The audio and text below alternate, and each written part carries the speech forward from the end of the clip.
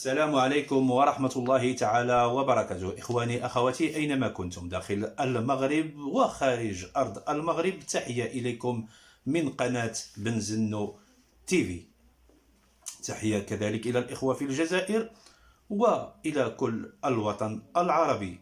إخواني أخواتي، جينا فرد خفيف ظريف على الأستاذ المحامي ديال الميلودي، واللي خرج في واحد التصريح البارح يقول فيه على أن الكبيرة، الأخت ديالنا الكبيرة، بأنها عندها تناقضات كثيرة ومواقف متضاربة من بينها وفي القضية ديالها مع الميلودي ومع الشهود وكذا وكذا، وبأنه اكتشف بأن هناك عقد زواج شرعي في الوقت اللي كتدعي فيه الكبيرة بأنها كانت مع الموكل ديالو الميلودي.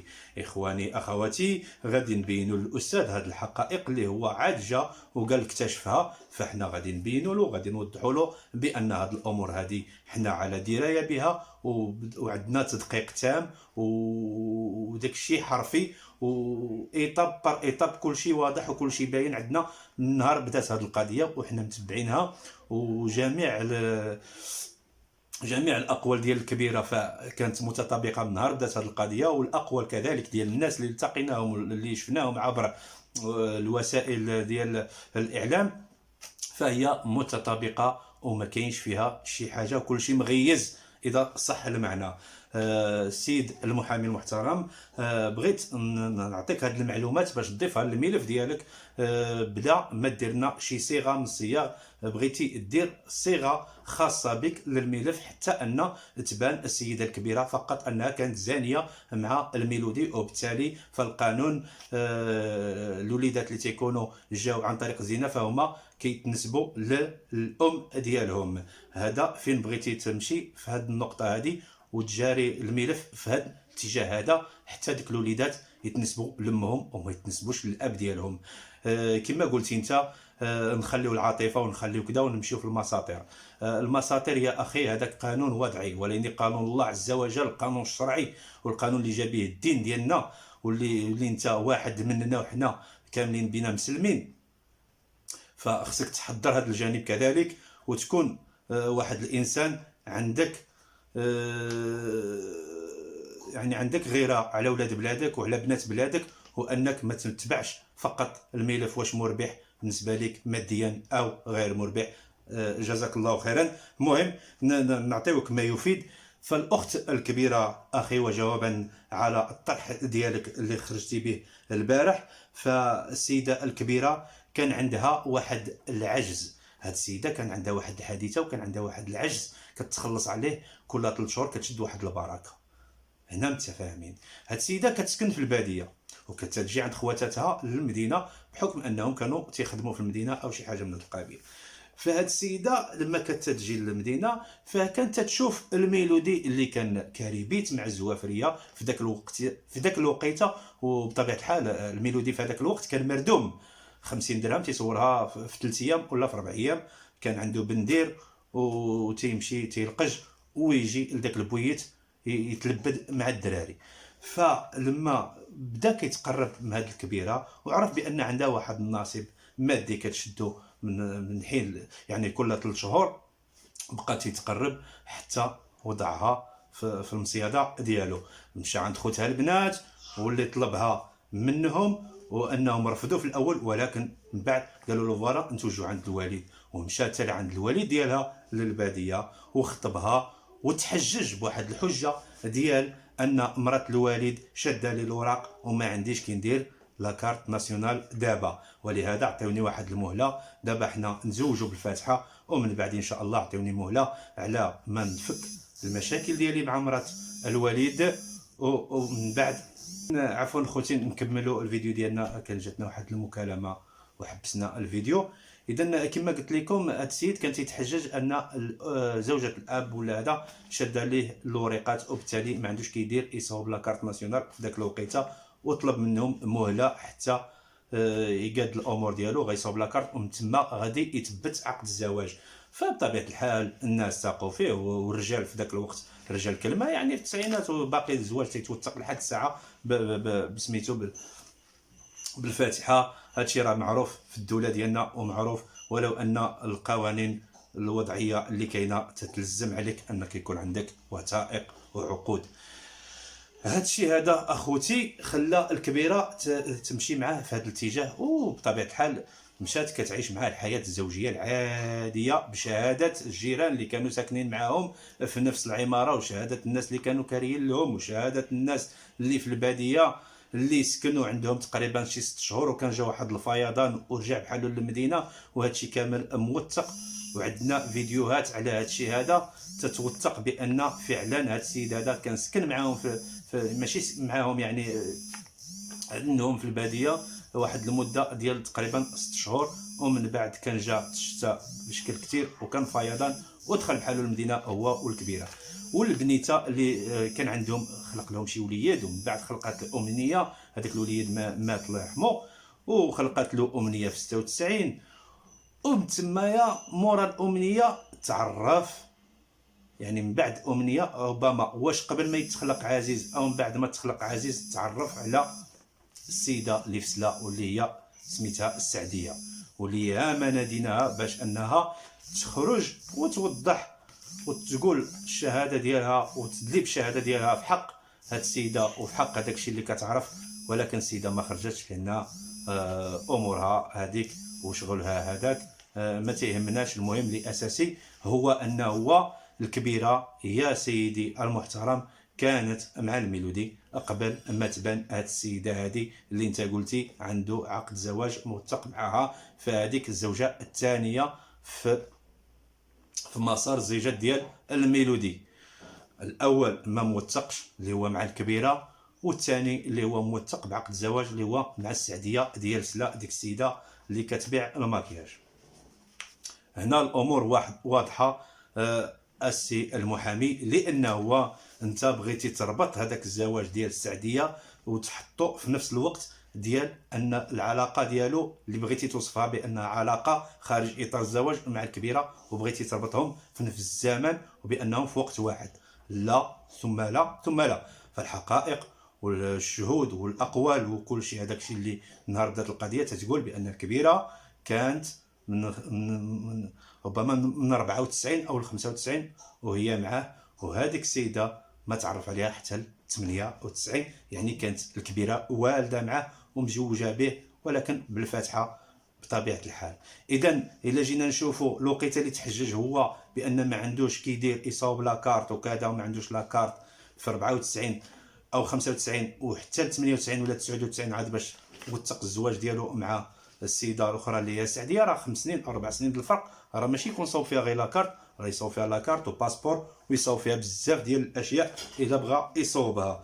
هذا كان جوابا وتوضيح كيفاش العلاقه ديالو مع السعديه والعلاقه ديالو كذلك مع الكبيره، فهما كانوا في واحد الوقيته اللي مختلفه. يعني الكبيره كانت هي الاولى، عاد جات الزوجه الثانيه اللي موثقه اللي هي السعديه، وفي البدايه ديال الزواج ديالو بالسعديه فراه سكنها مع الكبيره في الايام الاولى، عاد من بعد مشى وسكنوا بوحدهم. والكبيره كتقولها وكتعاودها شحال من مره في خرجات ديالها، كتقول بانه لما مشى مع السيده السعوديه وهذيك السيده اللي ظريفه وكتشهد فيها بانها سيده محترمه وكذا، فانها طلباتو رغباتو قالت له فوالا لان السيده مسكينه مغلوب على امرها، ما زيدوهاش سيدي المحامي نضغطوا عليها ونوصفوها ضمنيا بانها كانت عاهره وفاسده وكتفسد مع داك السيد. الله يجازيك بخير، حنا نهضروا ونوضحوا الامور من الجانب الانساني. فهذيك السيده بحكم مسكينه هذاك شافت راسها مغلوبه على امرها، فهي ترجاته وقالت له الله يجازيك، المهم غتمشي معاها غير ما تنساناش. مع العلم انه في الاول كان قال لها انا عندي شي خدمه في اسبانيا غنمشي لاسبانيا غنخدم في اسبانيا وكذا وغنمشي ندبر على راسي وديك الساعه نرجع عندكم وكذا. من بعد عاد بان بان الزواج، ولكن هي بحيث مغلوبه على امرها وما عندها ما بيديها ما دير، عندها وليدات وكذا وجابره راسها ما عندها شي حجه، يعني ما دايراش مع الوثائق وكذا، فهي مشات من الجانب الاستعطاف انك تستعطفو تقول له فوالا ما تسمحش فينا وما تنساش وليداتك. ووعدها، وهذاك الشيء اللي كان فريمون كان تيجي عندهم وتيكرمهم وتيعطيهم وكذا. ما عمرو خلاهم، والشهاده ديالهم حتى هما كتقول هذا الشيء هذا، وما كاينش العكس ديال هذا الكلام هذا. السيد المحامي الله يجازيك، ما تبدلش الحقائق بحقائق اخرى وتصيغها بالطريقه اللي بغيتي، لان هذيك الطريقه ديال المحاماه. ولكن حنا تنخاطبوا فيك الجانب اللي هو حقيقي والجانب الانساني. اما الجانب ديال المحاماه والتحايل كيفاش والصياغ ديال الملفات وكذا، فهذا مساله معروفه باش كتدافع على الموكل ديالك. ولكن هذه راه حاله انسانيه فيها نسب وفيها بزاف د الحويجات، ماشي قضيه ديال جوج تشانقوا دابزوا واحد حرق البلاد الاخر او كذا. شي حالات من هاد باش نقدروا نصيغوا وكذا ونبدلوا شويه من الحقائق باش نربحوا قضيه. فهذه قضيه ثبوت نسب يا اخي الكريم، وشحال من محامي ما بغاش يشد هذه القضيه لسبب انها كما كتشوف قضيه نسب، وفي شكل الانسان ما يقدرش يدخل بخيط ما يعني يزيد يفرق ما بين الولد والاب، او يكره الولد في الاب او الاب في الولد. فهذا كان توضيح لك وتوضيح للقضيه وتوضيح باش تكون عندك رؤيه، ولو انها كاينه عندك غير انت صيغتيها بهذيك الطريقه ديال في الوقيته اللي كانت مزوجه السيده السعديه بالميلودي. فكانت هذيك العلاقه مع من غادي نجيو، مع هذه ولا مع هذه. فتنقول لك حنا معاهم بجوج، ماشي مع هذه وماشي مع هذه، حنا معاهم بجوج. السيده الكبيره مراته شرعا، لان لما تزوج بها بفتحه فتما كان القبول وكان الايجاب وكانت اركان الزواج الشرعي كامله ومتكامله. اذا فزواجها شرعي، باش ما نسبوش الابناء ديالها بانهما كما بغيتي تحطهم ابناء الزنا، لا، هما ابناء زواج شرعي فيه القبول وفيه الايجاب وفيه الاركان الاسلام، اركان الزواج كامله ومكموله. هادشي باش نوضحوه. حنا معترفين بالكبيره زوجه ديالو الاولى، ومعترفين كذلك بالسعديه اللي قلتي بان الزوجه الثانيه واللي عندها عقد زواج مثلق. وكذلك من بعد السيده السعديه التقى بالسيده اللي هي معاه دابا حاليا، وراه مزوج بها من 2004 ربما ولا من 2006 او فوقاش هو مزوج بها. هادشي اللي كاين السيد المحامي. هذا كان توضيح بخصوص هاد النقطه هادي وهذا الجانب اللي بغيتي تمحور فيه القضيه وتسيغ الملف على اساس ان السيد كان مزوج في ذاك الوقيته اللي كتدعي الكبيره بانها كان مزوج بها. لا يا سيدي، فهو كان مزوج بالكبيره قبل هاد السيده، وكنعاودوها وكنكرروها، والناس كاع عارفين هاد القضيه، الجيران كاع عارفين. والقضيه ديال الشهود اللي قلتي كاين 4 وكذا، فهما دوار كامل كيشهد والجيران كاملين كيشهدوا. الظروف كيفاش انهما ما حاطينش شهود بزاف كذا ما تندريوهاش، ولكن لما تنهضروا في وسائل اعلام او كنشوفوا او كذا، فكاين عدد كبير والجيران القدام والجداد والناس اللي مشى خطب من عندهم في الدوار واللي سكن معاهم تقريبا 6 شهور، كلشي تيشهد وتيقولوا نفس الكلام. يعني ما كاينش تضارب في الاقوال كما جا في التصريح ديالك. وبالنسبه لليوتيوبرز والاخوه اصحاب القنوات وكذا، واللي وصفتيهم بانهم غير كنطبلوا ونزمروا واننا غاديين غير من الجانب ديال اننا ندمروا بنادم وكذا، فاحنا ما تندمروش بنادم. هذه مسائل انسانيه وتنخاطبوا الانسان في المشاعر ديالو الانسانيه، انه يعطف بداك الوليدات ويرحمهم ويكون لهم سند ويجمع وليداته فقط. هذا نداء انساني، هذا راه منكر، والانسان خصو يغير من المنكر غير باللسان او بالقلب او هذا الشيء. فبغيتينا يا استاذ نكونوا ساكتين، قلتي لنا ما نهضروش على احوزر، ما نهضروش على الصويري، ما نهضروش على هذاك، ما ندويش على هذا، وعلى من غندويو يا استاذ؟ اذا نازروا هذاك اللي تيتخلى على الابناء ديالو، وما نازروش هذوك المظلومين اللي الاباء ديالهم تخلاو عليهم. اذا بحكم انك انت كتدافع على واحد الموكل ديالك سامح في ولادو، اذا حنا خصنا كاملين نمشيو في ذاك الاتجاه ونتروضوا. لا يا اخي، لا، الضمير ديالنا ما تيسمح ليناش والاخلاق ديالنا ما تسمح لناش، وحنا في واحد الدوله محافظه، دوله اسلاميه عربيه اللي هي المملكه المغربيه. وهذا الشيء هذا كاين في المجتمع ديالنا. الاباء كيتخلاو على اولادهم سواء كانوا كما قلتي مشاهير او غير مشاهير. غير هما المشاهير القضيه ديالهم بحكم انهم مشهورين، فالقضيه ديالهم كتاخذ واحد الصدى وان واحد الاشعاع وكل شيء كيعرف. مي الناس اللي ما مشهورينش، ماشي مغنيين ماشي فنانه او كذا، فالقضيه ديالهم كتبقى محدوده في الحومه والجيران والعائله والمحكمه فقط، لان ما معروفينش، ماشي شخصيات عامه.